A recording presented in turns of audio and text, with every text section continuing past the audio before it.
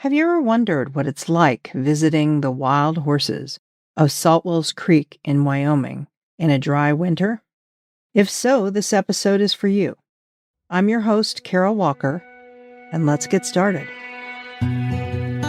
Welcome to the Freedom for Wild Horses podcast, the place to find out about wild horses in the American West and what you can do to help them stay wild and free. If you love wildlife, wild horses, and the freedom that they stand for, this show is for you. I'm your host, Carol Walker.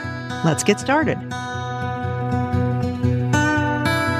last 2 years, I've visited wild horses in Saltwell's Creek in Wyoming in February, and there was so much snow that I could only travel down a couple of roads, and the horses were difficult to find.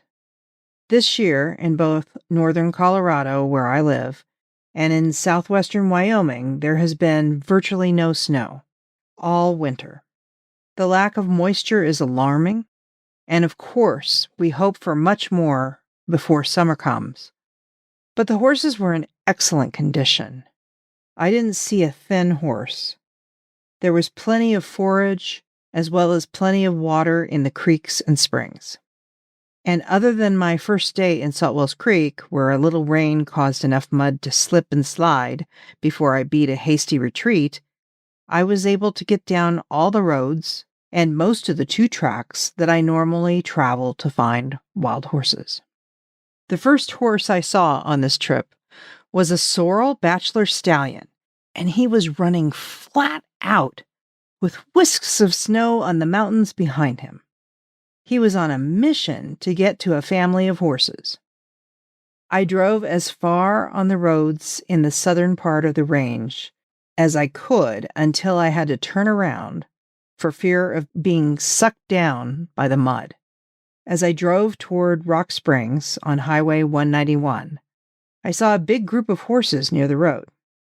Ace of Hearts, the stunning 4-year-old sorrel curly stallion, son of Jack of Hearts, was there, and he moved quickly away.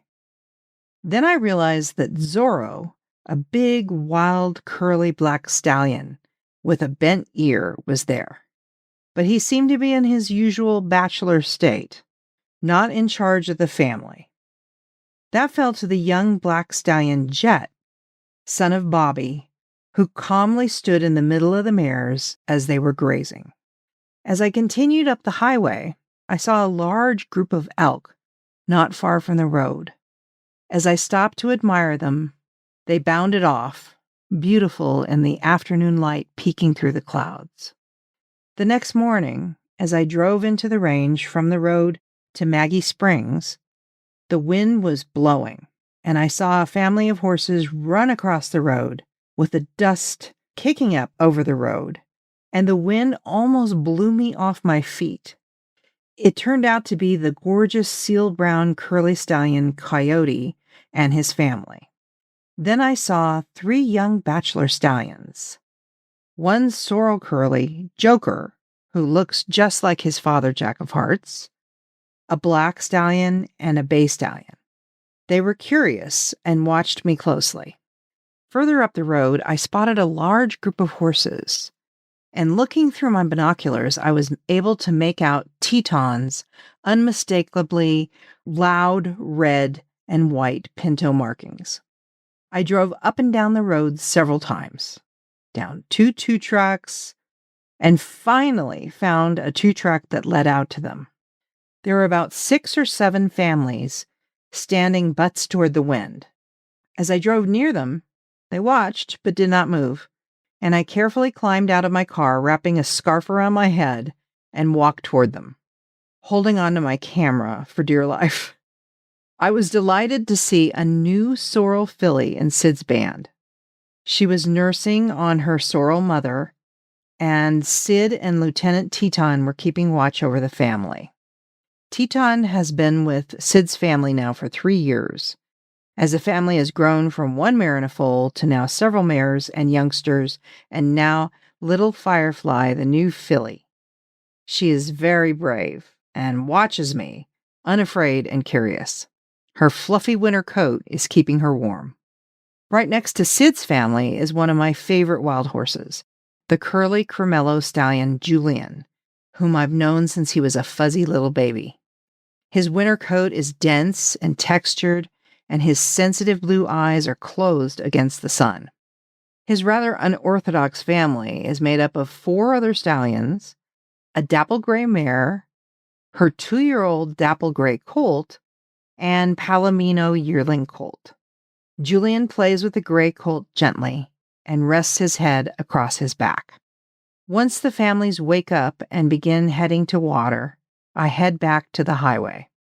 I see wild stallion Sage lying down in the sagebrush, napping with colorful black and white pinto mare Nizoni and her black foal. And then as I travel further from the road, I see a larger family with a Palomino stallion, Palomino mare, and her new little tiny Palomino foal.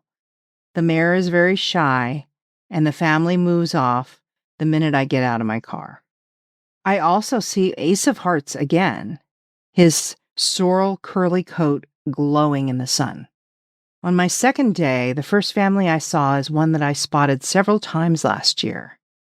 The flashy bay curly stallion Socrates, who has 3 white stockings and a wide blaze.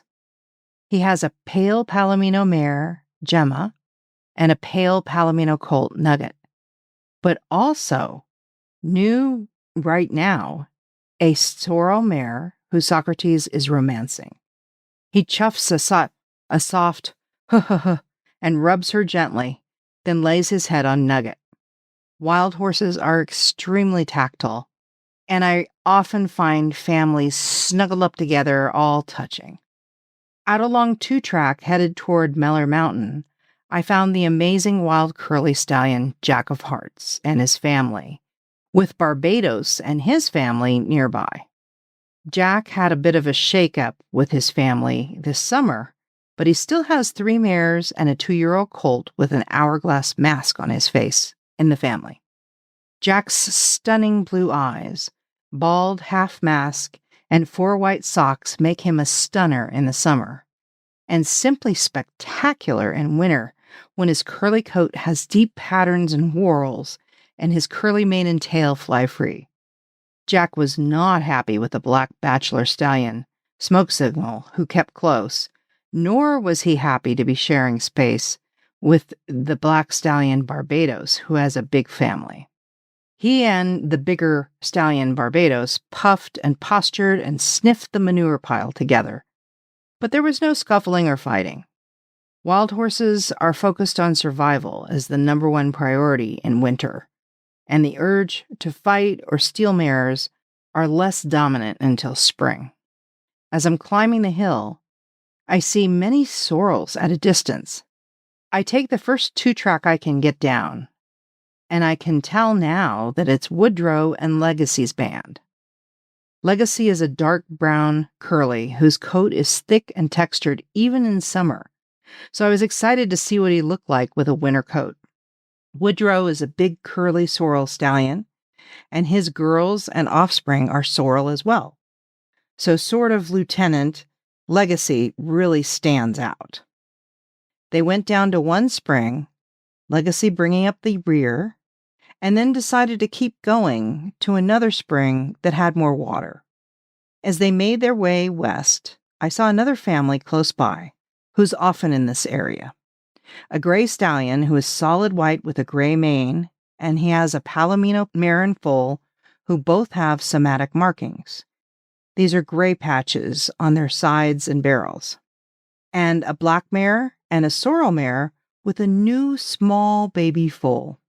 They were on the move to the next spring, and the baby was keeping up really well.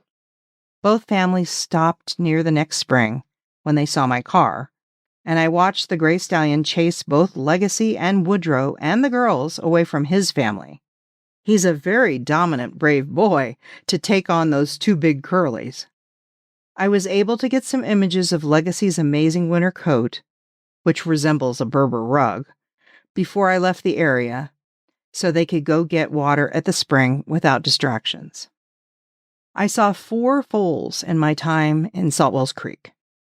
The BLM decides that foaling season is between March 1st and July 1st, and that this is the only time the helicopters don't fly. But foals aren't just born then. Some herds have most of their foals in the summer. Mares heavy with foal should never be run by helicopters. And I constantly see in Wyoming foals being born July, August, September, and October.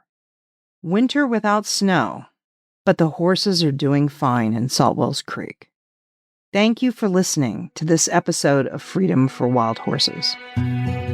Thank you for listening to this episode of Freedom for Wild Horses. If you want to learn more, follow me at www.wildhoofbeats.com for more information and for ways to help America's wild horses. See you next time.